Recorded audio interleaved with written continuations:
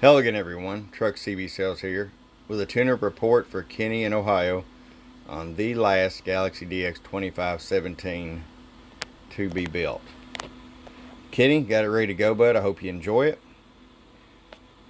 I added ultra bright LEDs to the meters because the factory ones are always dim.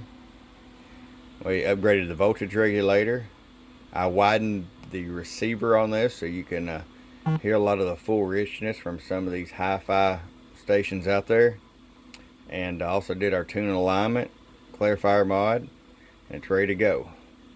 Let's get right to it. RF power all the way down.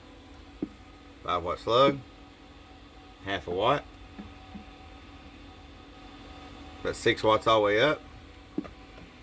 100-watt slug, I'll show you average power swing. Low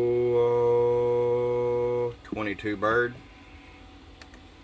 Peak power, low 43 peak. Alright, Kenny, I hope you enjoy it. From your friend Truck at truckcbsales@gmail.com. Bump bump.